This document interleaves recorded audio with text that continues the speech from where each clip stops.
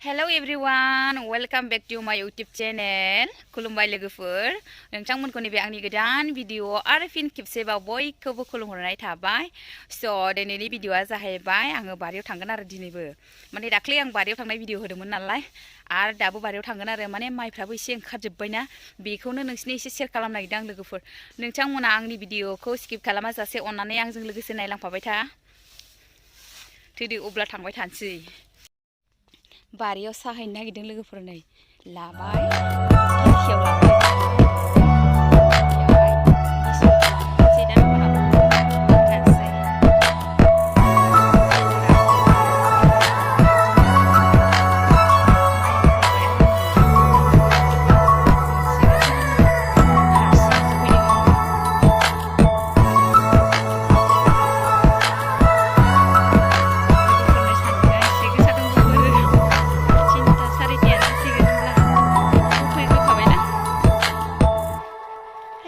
सान्दुंआनो नै लोगोफोर सानानो नै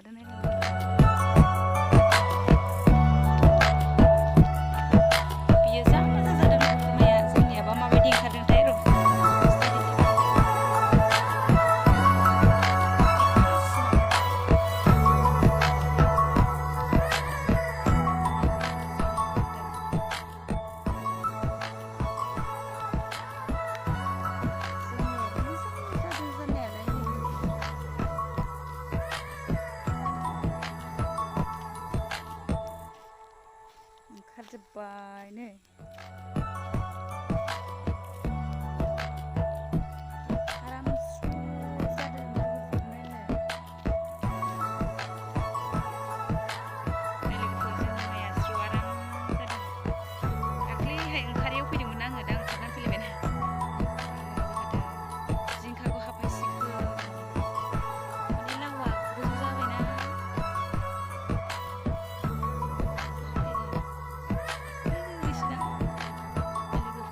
खिथिनि नोंसिना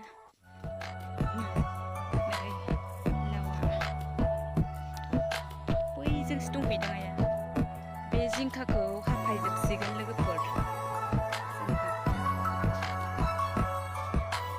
ओमफ्राय लावाथ' मानखाबायना थायखाबायानो मेंलायबाय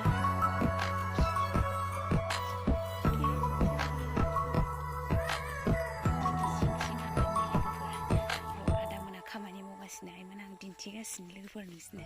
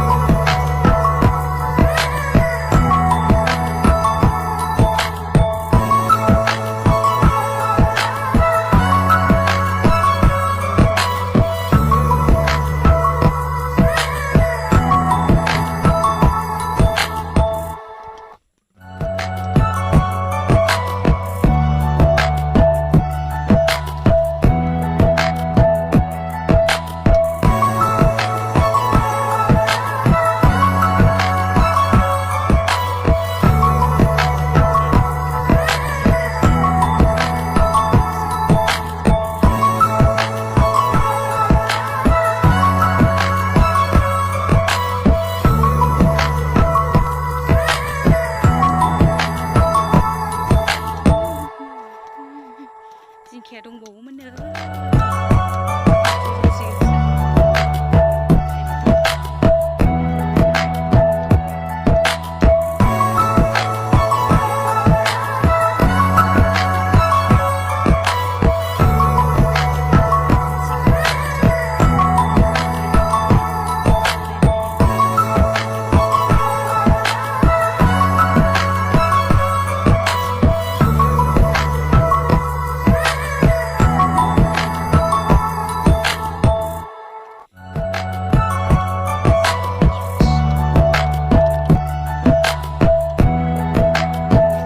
फैबासो आराम मोनो नै मिसाय गिलसि लाबाय आं नै ओमफ्रायो मिस्था बांगाल नै खाथबनानै लाबाय दा फाजा जानो आं दा थांफिनसै लोगोफोर गोलोमजोबस्राबाय आङो थेंक इउ स' माच लोगोफोर आंनि भिडिअखौ जोबजासिम नायनायनि थाखाय नेक्स्ट भिडिअआव लोगो मोनगोन